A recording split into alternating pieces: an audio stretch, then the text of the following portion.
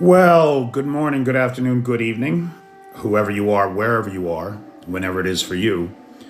For me, it is just past midnight on Tuesday, the 10th of June, 2025, which makes this the news for Monday, June 9th, day 1202 of Vladimir Putin's war of aggression against the people of Ukraine. For the peeps that are coming in, you can probably hear the air raid sirens are going off again. We've consistently seen the biggest drone strike of the war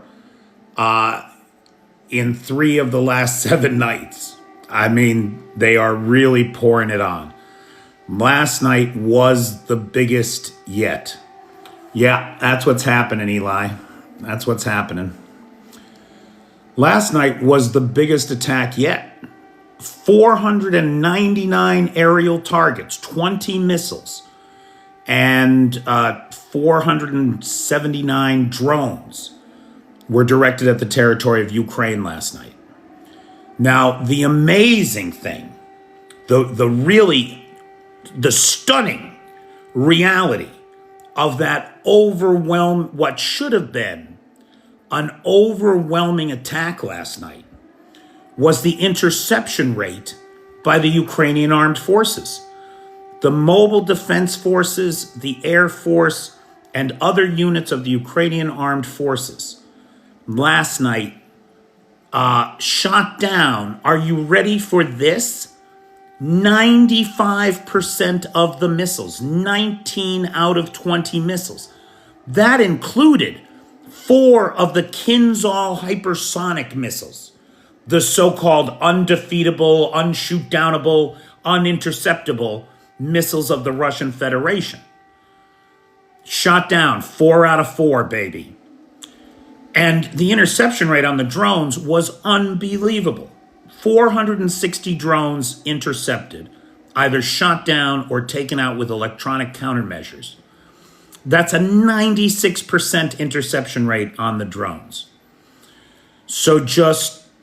So despite the fact that it was the single largest drone strike of the war last night, the damage was minimal because of the incredible shooting of the Ukrainian defense forces. It was loud. It's been loud. I'm tired. Everybody's tired because nobody's getting any sleep. And that's just the way it is. That is just the way it is. So, it's a huge interception rate. I mean, it's incredible. It really is a testament to the Ukrainian armed forces' ability. Now, it may also be indicative, especially with the Kinzhals having been shot down 4 out of 4. Now, dig it. It is not impossible that in the last couple weeks, the Ukrainians have more than doubled the number of patriots in the country. We don't know for sure.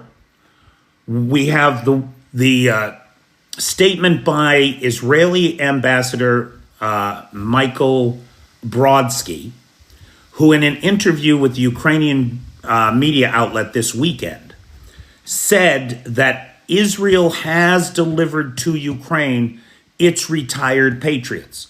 Israel got a bunch of patriots from the U.S. back in the early 90s. They have evolved their own Iron Dome and were no longer dependent on the patriots. And so they donated them to Ukraine. How many did Israel have to donate? We believe that they had 8 and that those 8 were donated. If that's accurate, Ukraine has more than doubled the number of patriots. They're getting close to the magic number of 14 Patriot systems that Zelensky says is the minimum number that Ukraine needs to defend its skies.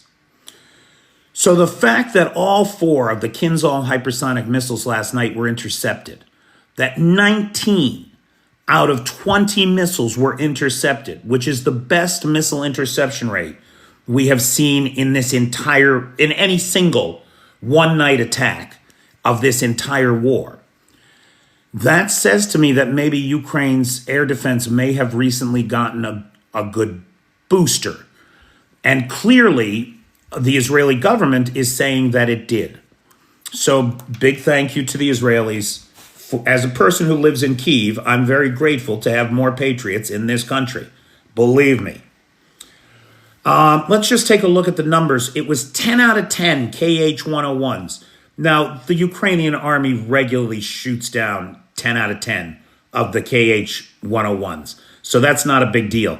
But the 4 out of 4 Kinzhals is a big deal. Plus 2 anti-radiation missiles, 1 KH-35, and 2 KH-22s that disappeared from radar. They may have been the victims of electronic warfare jamming that set them off course and had them plunge into the Black Sea after having been ship launched, is I believe where they came from. We got new footage from Belaya Air Base. Some really impressive footage from Spiderweb, Operation Spiderweb. We see the drone, or we see rather the point of view of the drone, as it lifts off from its hidden compartment inside the truck, and then it takes off. It flies a couple kilometers to the Belaya Air Base, and then wham, it introduces itself to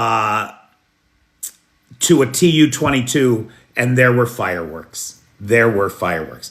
Hey, there's Little Red. Little Red is the sponsor of tonight's live. Everybody thank Little Red, please.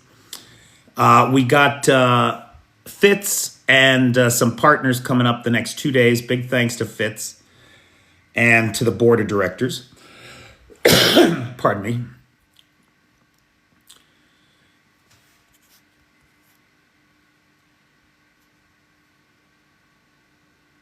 Oh, yeah, Steve-O, yeah. Hey, Mad Mike. Hey, Clay. Thanks, Little Red. Okay. Now, there has been a lot of talk about Operation Spiderweb 2.0. This idea that the Ukrainians hid drones in grain compartments of a train, and then as the train was en route, the compartments opened and the drones attacked the train. Guys, I don't have evidence of that happening. The source of that story is an anonymous Telegram post with no attribution. We don't even know who made the post. And so, now look, what do I believe happened?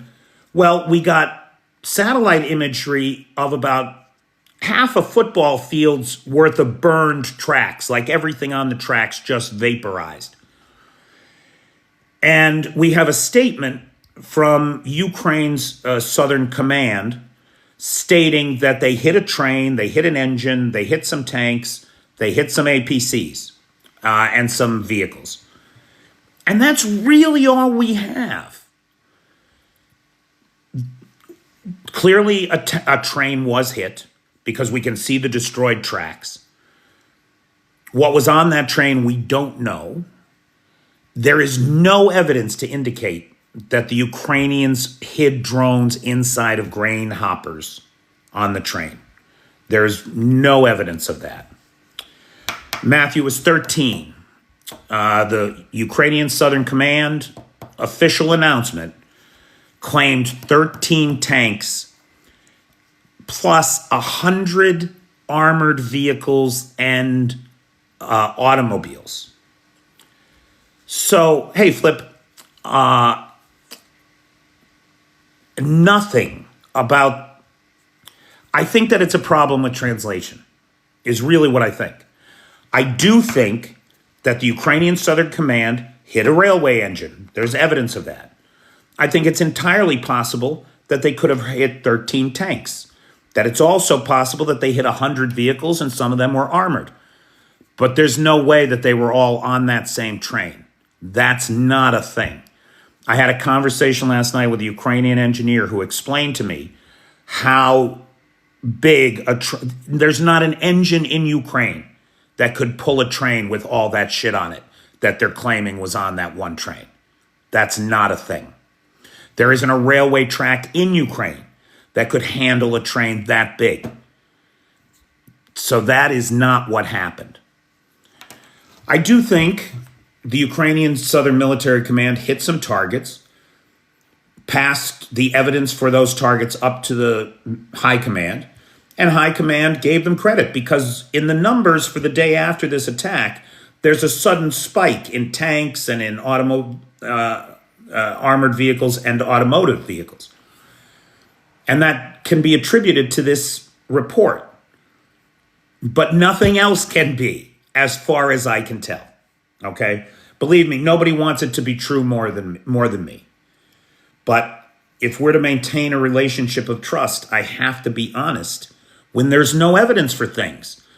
So that when I say this happened, people believe me because I've taken the time to figure out what happened as best we can, right? The fog of war, people make mistakes, but I work very hard not to, guys.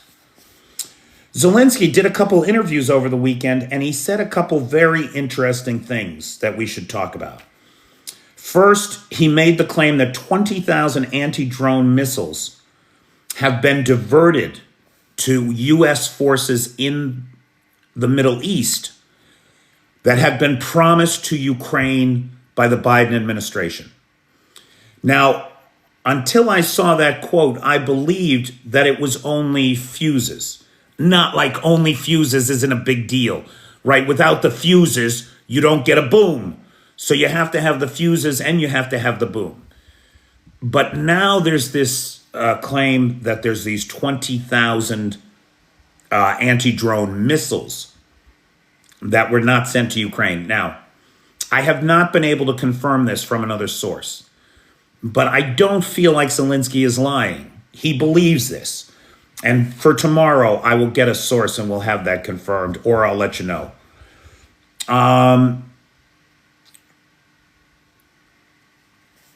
Zelensky is still waiting for Zelensky expressed his frustration in this interview that he is still waiting for a response from the Trump administration on his offer to purchase Patriots.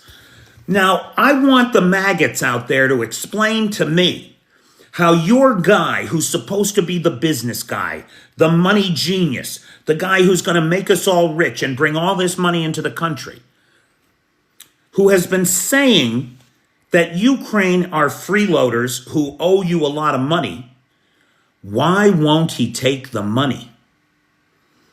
Zelensky is standing there with $50 billion in his hands, ready to inject into the U.S. economy, which, by the way, would go a long way toward helping to minimize the effects of Diaper Don's tariffs, which are absolutely set to wreck the American economy and put us on track for a global recession in 2025. Why won't he take the money, people? I'd like to know. So Zelensky's still waiting for an answer as to his offer to buy weapons. Trump won't sell him air defense. These aren't even offensive weapons. These are just to defend yourself, right? To defend Ukraine and Kyiv. And most importantly, me, because I sleep here. And it's important to me that I not get blown up in this thing.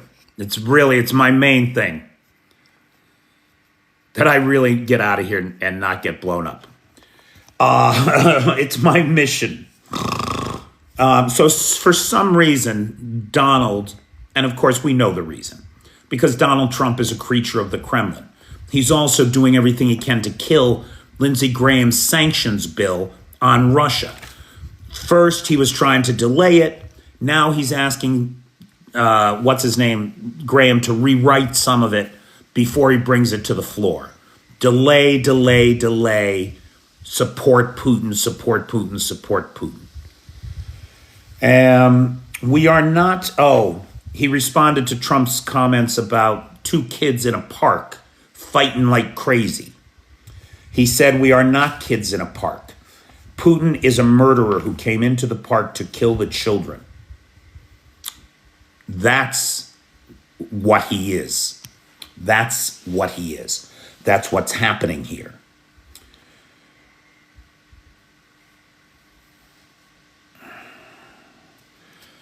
I muted that troll who wanted to know if Ukraine was winning.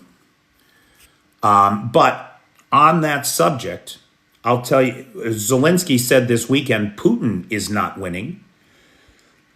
One cannot call it victory when one sacrifices 1 million men for a few thousand square kilometers. That's a quote from Zelensky, and I think that sums up where we're at. Zelensky went on to say that we are very close to the moment Russia can be forced to stop. Russia can be forced to stop. We're very close. We can feel it, he said. When pressure from partners, with pressure from partners, he can be made to stop. And I think that's right. I think if international pressure stays on the Kremlin, and if Europe can come through where America has failed in terms of weapons procurement for Ukraine,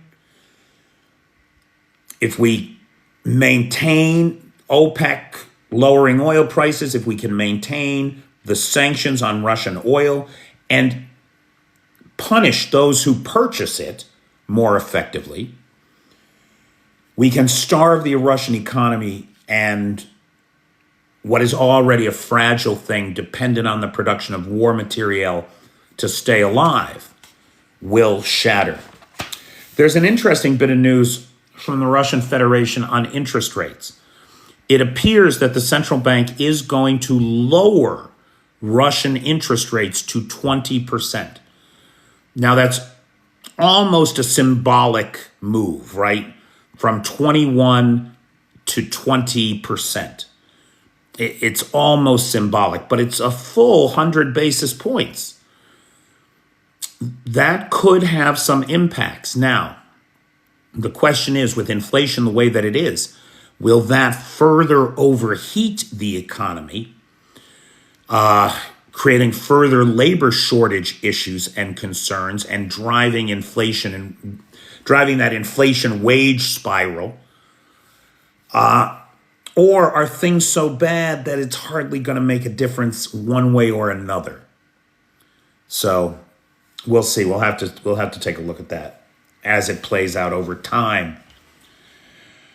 Now, looking at the battlefield, there is intensive fighting up in Tetkino.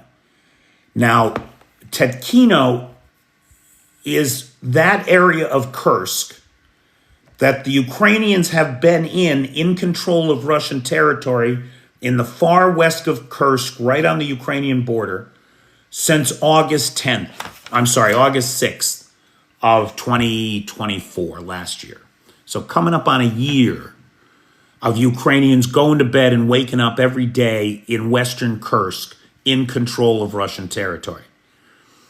There's a river that goes through Tetkino. The Ukrainians have been on the right bank, the Russians on the left bank for the duration of the conflict. But that is changing. We have word now that the Russian garrison is nearly encircled. The Ukrainians have pushed in from the east and are coming up behind the Russian positions.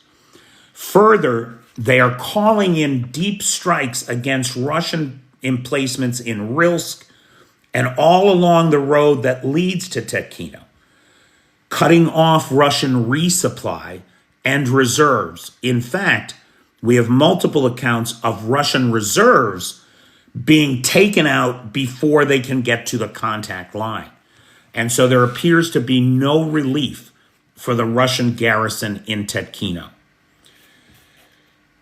We believe that the Ukrainian efforts in Tetkino are intended to draw Russian reserves out of Kursk and limit Russian aggression in Sumy. In Sumy right now, the Russians have moved across the border into Ukraine,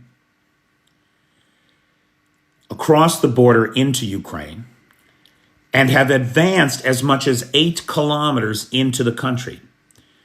They are now within 18 kilometers of Sumy city itself. So they're now within shelling distance of Sumy, what we're going to see play out now is what we always see play out. When the Russians get within shelling distance of a city, they begin the process of deconstructing that city, smashing it to the ground, block by block, systematically destroying it to create their buffer zone, their uninhabitable buffer zone. In order to force the Russians from that offensive, the Ukrainians have embedded themselves in Kursk, Belgorod, and of course in Kursk in the far west out at Tetkino. This forces Russian reserves to spend their energy inside Russia trying to dislodge the Ukrainians, rather than what we're seeing now as the Russians approach Sumy. It's a tough scene. It's a tough scene. There's no doubt about it.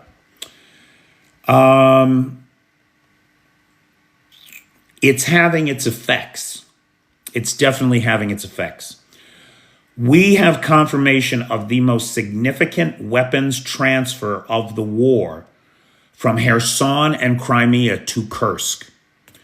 So Petro Andreshevko, who was the former deputy mayor of Melitopol, he worked for the now exiled mayor of Melitopol. He published on his Telegram channel video footage of columns of Russian armor headed to Kursk. It came from Tokmak through Melitopol up to Rostov-on-Don, and then it got put on trains in Taganrog, headed for Kursk, as reported by Julia Struck in the Kyiv Post. I recommend that article. It's a good article, guys. And it demonstrates how the Bryansk, Belgorod, and Kursk incursions are in fact doing their job. They're pinning Russian soldiery inside of Russia. They're keeping the fight on Russian soil rather than on Ukrainian soil. And now we're seeing further evidence that those incursions into Russia are hollowing out the Russian mission in southern Ukraine.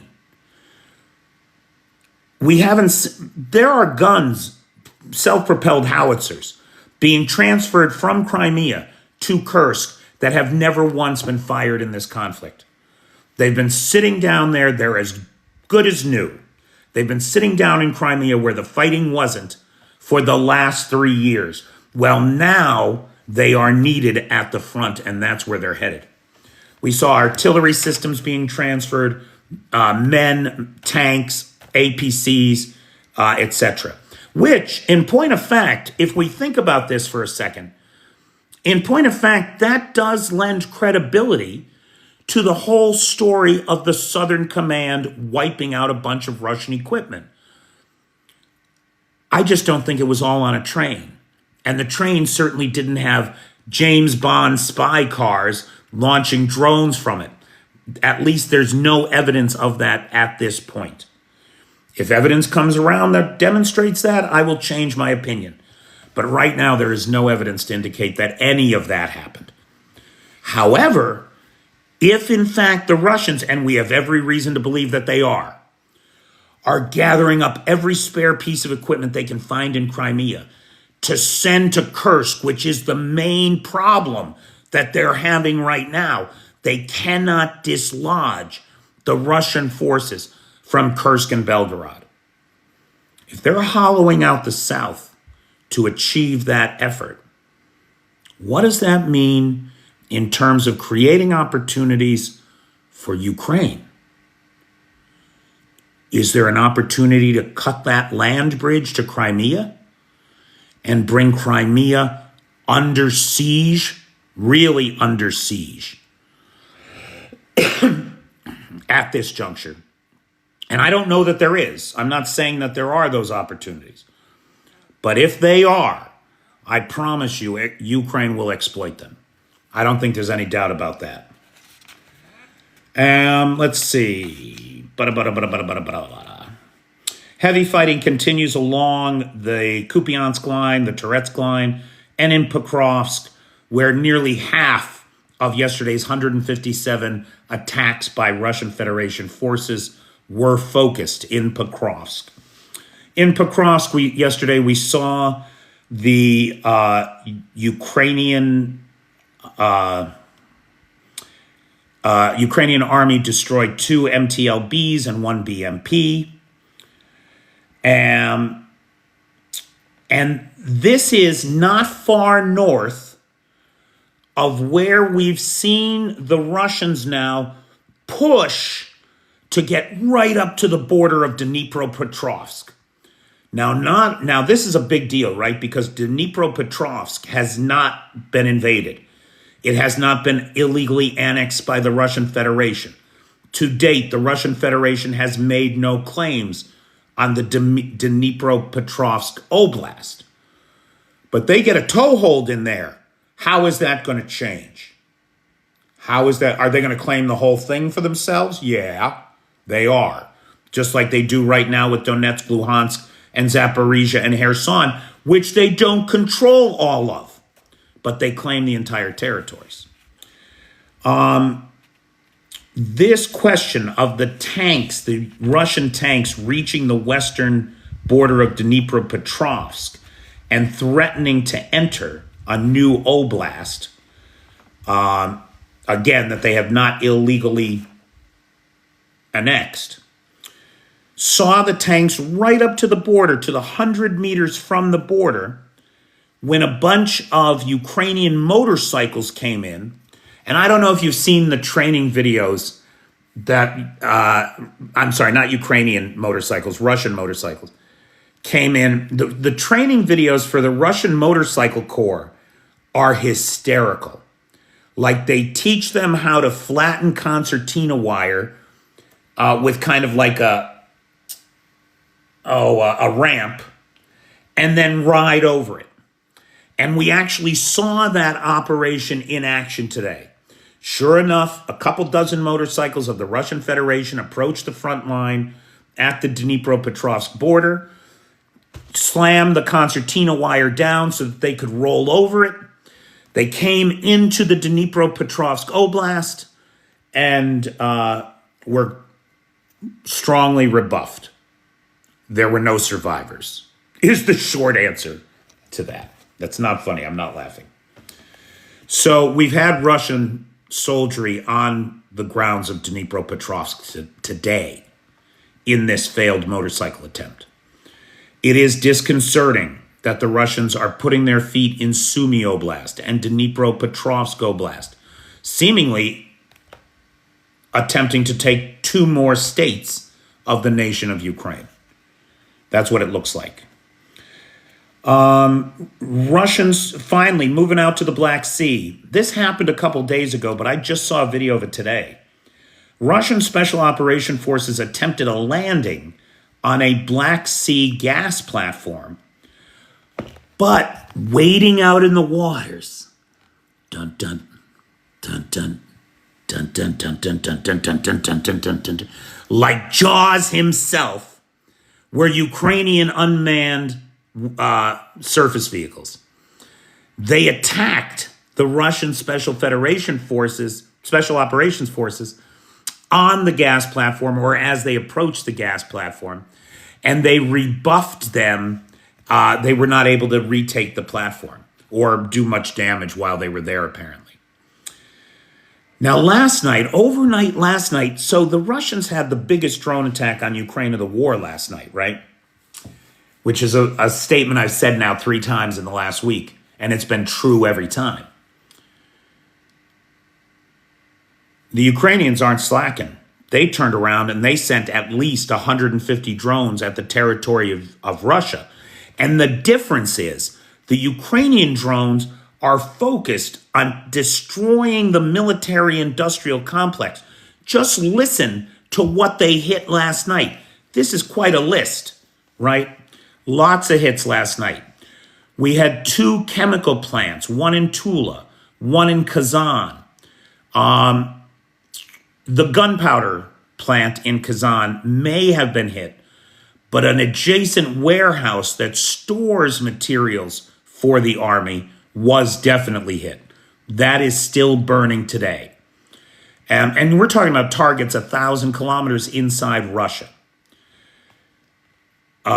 So that's for starters. A major electronics factory in Chuvasha, which I don't remember any hits in that area this entire war. So this was the Scientific Institute for Radio Engineering production facilities. Two of the buildings on the territory of the plant are still burning now. This plant produces electronic components for air defense, electronic warfare, and gear for tanks. Their only customer, or virtually only customer, is the Russian military. That's who they work for. Their destruction means, so one of the things that they make at this plant are the adaptable aerial antennas for drones. Those antennas make those drones possible and secure. This is a problem. Not only did they hit here, but the Shahed components plant in Tatarstan was also hit again. In Tatarstan, they were under air alert for 6 hours. There was an ongoing multiple attacks on this major Shahed component plant. That is not all. The Hydromash facility in occupied Zaporizhia was hit. The Volga Railway screeches to a halt as an engine catches fire and burns on the tracks. In Voronezh, the Boris Glebovsk airfield was attacked. Drone struck a gas pipeline and created a fire. That was a HIMARS strike, actually. No, it wasn't. That was a drone strike. The HIMARS strike was in Rilsk, where an ammo dump was hit. In Belgorod, a tanker truck was hit and burned. And that is not all. An Su-30 and a MiG-31 were destroyed on the ground in Nizhny Novgorod. So the list of Ukrainian targets inside Russia gets longer every day and more comprehensive. And all the while focused very clearly on destroying Russia's ability to prosecute the war. I saw a headline and I listened to the news piece, and I wasn't entirely convinced that the two things matched, but the headline was Ukraine cripples Russian drone manufacturing. Now, I don't know that they have, but they've certainly made significant impact against it. And this is so important because the Russians have increased their drone production of attack drones by 500% in the last year. In June of 2024, Russia could produce about 500 attack drones a month. 500 attack drones a month. Today, they are producing 2,700 attack drones a month. That's a 5-fold increase, better than that, actually. They're now additionally producing that many or more decoy drones. And we know that they're producing about 50% decoy and about 50% attack because every single day when we see the results of the overnight drone attacks, the Ukrainian military spells it out for us. These many decoys, these many attack drones. Which is interesting to me because if your enemy can identify your decoys, what good are the decoys? I mean, the Ukrainians don't even shoot at them anymore. They take them out with electronic warfare. So it doesn't make a lot of sense to me. Anyway, so look, drone manufacturing in Russia is up to 2,700 drones a month. with another 2,500 decoys. That's 5,000 drones a month. That means Russia can afford to do what they did last night and send 500 drones at a time, as much as 10 days of a month. But that's all they can do. It's all they can do. We've already got 3 this month. Let's see how many more 500 drone days there are. Right? My guess is it's no more than 7. That's my guess. I hate to confess it to you all, but I actually slept pretty good last night. For as loud as it was, I think I only got woken up 2 or 3 times. I'm exhausted. It really does wear you down after a while. Okay. Now, after the Trump ambush of Zelensky and the South African president, generally speaking, it seems like the attitude in the world is, if you get out of a meeting with Trump not smelling like shit, you did okay. And that seems to be the world's response to the meeting between Merz and Chancellor Merz of Germany and Donald Trump. Der Spiegel wrote something interesting. They said that, let me see it here. Merz's great stroke of luck was the distraction of Musk and Trump's breakup. So no one was interested in Merz, Germany, or indeed in Europe. What they're saying in, pardon me, what they're saying in Der Spiegel there is that everybody was distracted. Pardon me. Hold on. They're saying that everybody was so distracted by Musk and Trump's little spat that nobody much cared whether or not Merz was there or not. Russia is loose, Chaz, but they're also losing. So, in addition to Der Spiegel's response there, what other things? It is worth mentioning that Merz also buttered Trump up and maybe trolled him just a little when he presented him with a framed copy, or maybe the original, German birth certificate for Trump's grandfather. So it is important to who was born, by the way. Are you ready for this? In 1858. The guy's only 78, right? He's not 80 yet. But his grandfather was born in that's almost 200 fucking years ago. How old do these people, I swear to God, only the good die young, right? That's what it is. Only the good die young. Now, the presentation of the birth certificate, Trump did seem to like, although the cynic in me says, you're reminding him that he's an immigrant, right? Like, I feel like what Merz was doing in the most subtle way possible was trying to remind Mr. Trump that, in fact, he is not a native-born American. He's a native-born American, but his roots are very recent. My family's been in America for 6 generations. Which one of us is the newcomer, motherfucker? Please. And I wouldn't say the things that I say about the immigrant population, or the things that he says about this thing about Americans forgetting where they come from makes me crazy. It makes me crazy. He also bitch slapped Trump solid when Trump tried to be empathetic about D-Day, right? Saying that D-Day, not such a great day for your country, huh? And his response was, no, it was a great day for my country. It was the beginning of our liberation from fascism, which is exactly the right answer. Exactly the right answer. Okay, so, ladies and gentlemen, again, I want to thank Little Red Sunflower, who is the sponsor of tonight's live. Big thanks to her. Big thanks to everybody on the Patreon and to my moderators, Jay and Travis, to Lars, who has the Discord server, and Nightshade, who has the Peter's Peeps group on the Book of Faces. Join us there. That's everybody, right? I think so. So we'll go to open Q&A now. Who's got questions, comments, points of observation about anything we're talking about or anything else that's going on with Ukraine?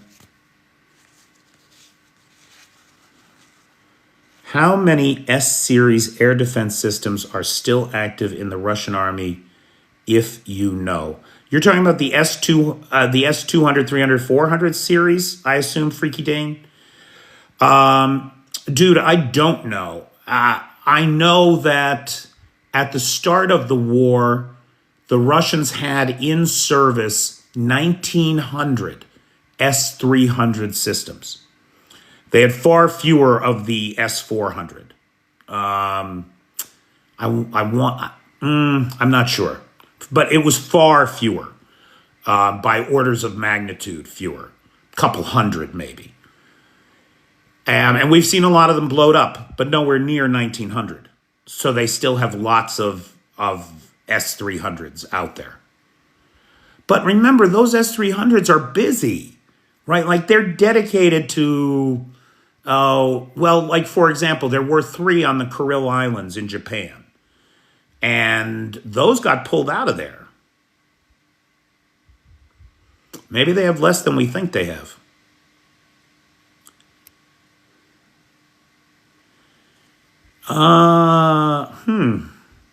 So Matthew, I didn't see that anywhere. I can't speak to it. Matthew is suggesting that Viktor Orban said today that Russia is weak and unable to defend against Ukraine. Well, that would be a major shift. I mean, if that's true, it comes on the same day that his partner in crime, Bobby Fico, next door in Slovakia there, vowed to stop any EU sanctions on Russia, any further EU sanctions on Russia. He would veto them all. So I don't know. I'll have to take a look at that, pal. I don't know anything about it.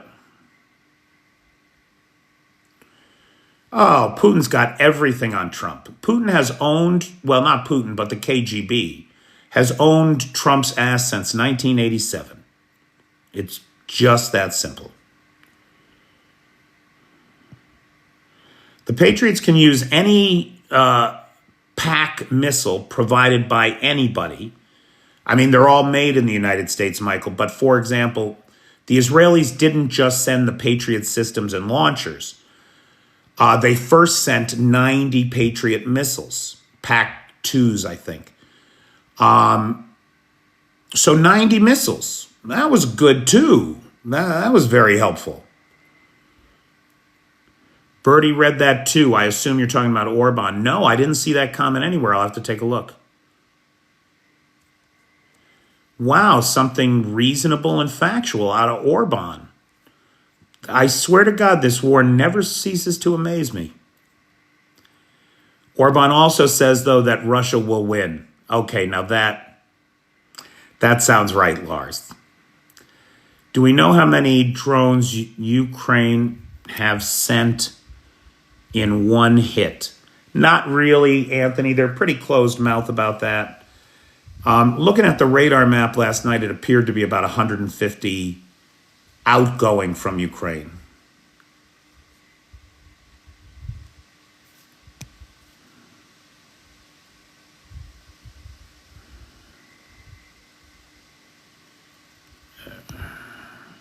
Thank you, Jay. Oh, no. I got this one. He said they can't attack Europe because Ukraine weakened them. Well, again, that's very accurate.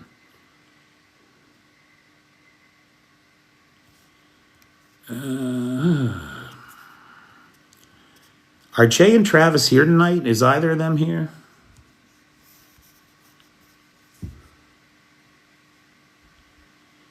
You should not trust Belarus, Mike. You are right not to trust Belarus.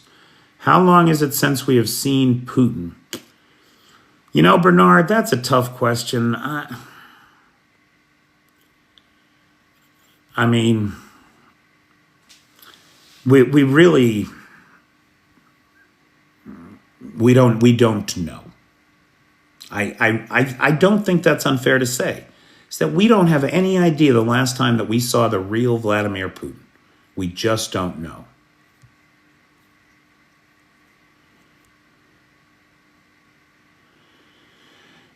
I don't know if Ukraine was dependent on the U.S. for missiles for the Patriots or not. It's a fair question, Michael. To the best of my knowledge, nobody that has Patriot missiles can send them to Ukraine without the U.S. okay. But numerous countries have sent them. So if I'm not mistaken, Spain is one of those countries who also sent some launchers. Greece is one of those countries who also pledged some launchers. I'm not sure that they made it here.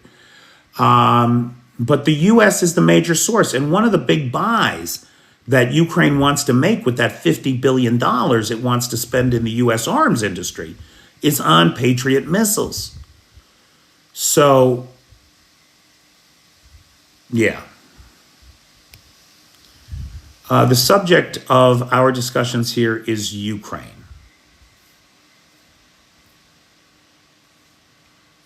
So for those who distract from that conversation, you're this is not the place for you. What about the 20K air defense missiles? Can U.S. compensate it somehow? Pug and Mahone, I still don't have confirmation that this is what's really going on. I know Zelensky made the claim. I haven't been able to confirm it yet. Give me another 24 hours on that.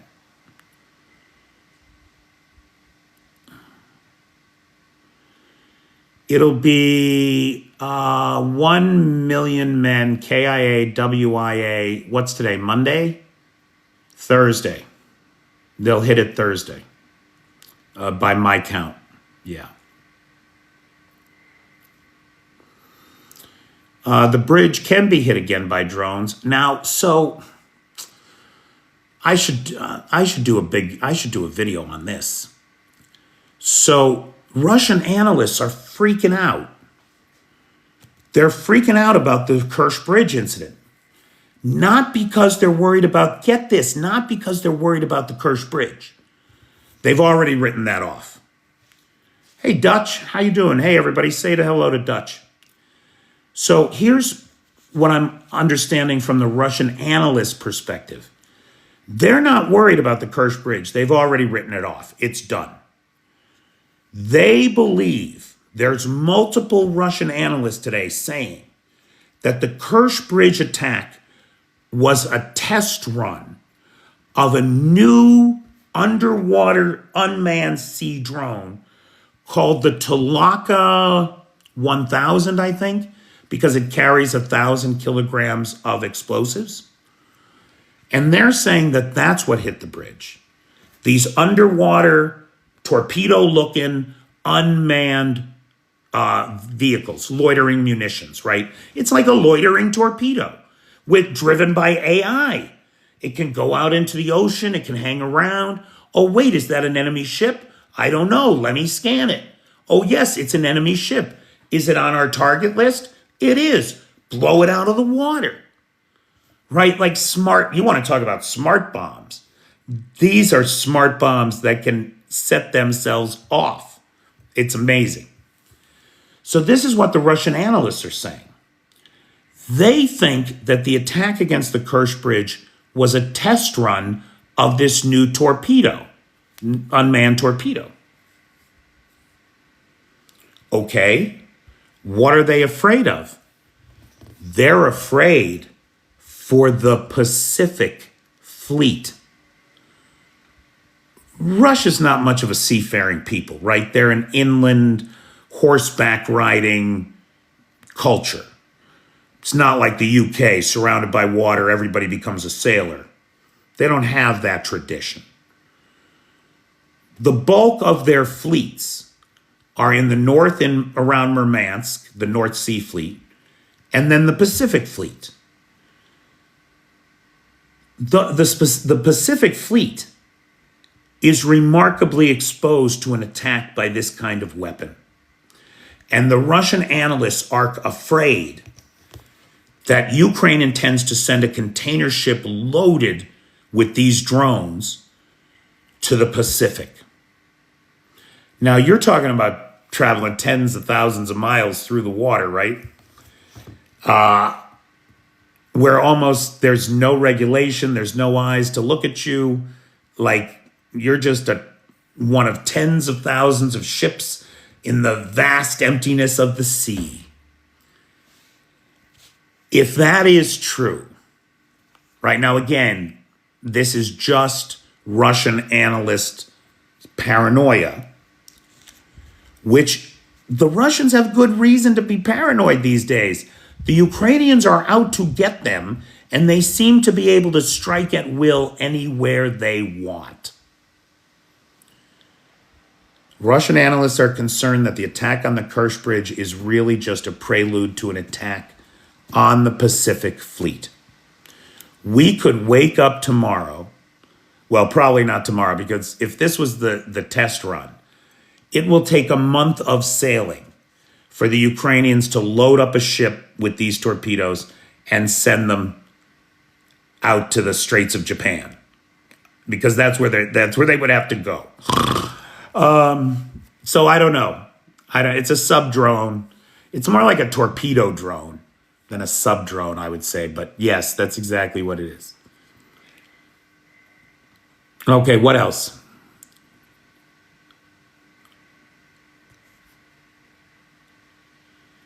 No, the Ukrainians didn't take out an oil radar platform in the Black Sea. They defended one against the Russians taking it out. Ugh.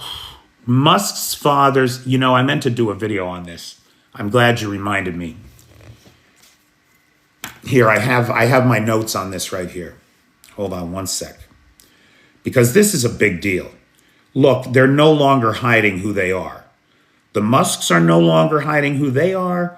The Russians aren't hiding that they own the Musks. Father Musk is in Moscow making all kinds of excuses for his drug-addled nightmare of a son. Good night, Scully. So now dig this. Within the last 24 hours, Dmitry Medvedev on X stated that Russia could facilitate peace talks between D&E, Donald and Elon, for a small fee and accept payment in Starlink shares. Don't fight, guys. Dmitry Medvedev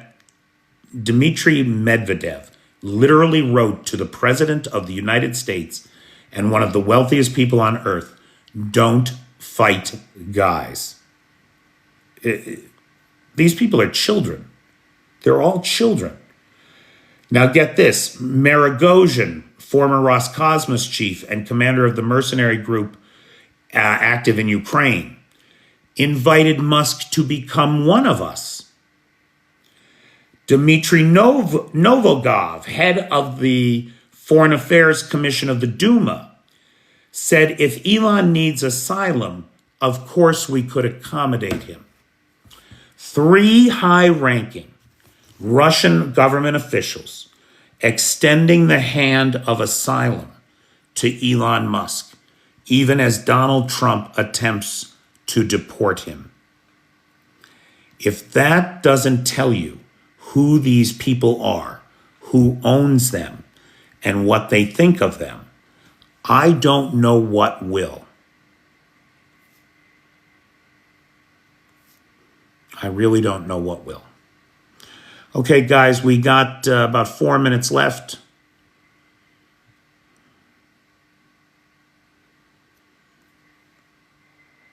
Thoughts, questions? Just DM me, Michael. What do you think China's giving Russian for as weapons? I don't know, Mike. I think the big thing with the Russians is that they've set up a production facility for drones inside Russia. And that's a big help. That's what's really pushing drone production up. One of the POWs today was branded with the words Slava Russia, or glory to Russia. And it is evidence of the systemic torture of Ukrainian civilians by Russians in captivity. No sightings of Assad. Nope. Nope. Nope. It was a Ukrainian who was captured by the Russians. Do you think Putin wants to go to war against NATO, or is he scared to do so? He's scared to do so. He knows he can't win a war with NATO. It's ridiculous. Hey, Dave, doing okay?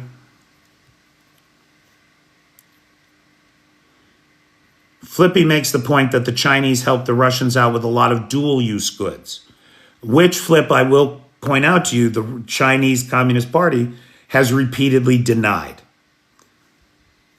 though clearly they do. Thank you, Betty Thompson.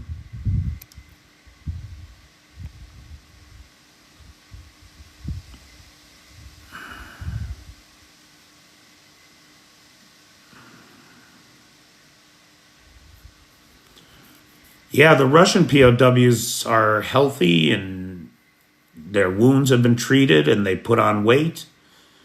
That is not how the Ukrainian POWs come home. No, it's not. The difference is when they get off the buses, the Ukrainians look happy, the Russians look miserable. Because the Russians know they're going to get turned right around and sent to the front. And they're going to be sent on suicide missions because how dare you surrender? How dare you let yourself get captured? Okay, it's just about that time, guys. So big thanks to Little Red Sunflower, who is the sponsor of tonight's live.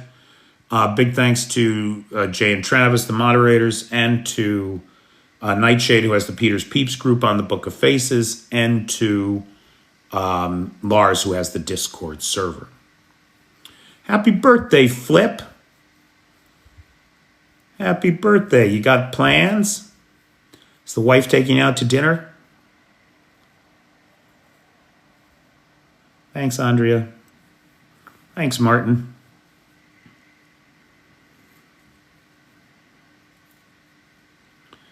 Happy birthday to you. No, we don't sing here. We tried that once. It didn't go well. Good night, Flip. Happy birthday, pal. Yeah, Nightshade, I saw that. Hysterical, isn't it? I mean, the depths of depravity of these people. It's just never ending.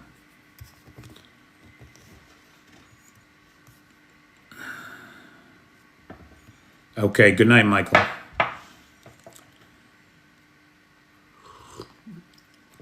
Take care, Dave. Good night, Pingu. Okay, good night, everybody. I'll see you tomorrow.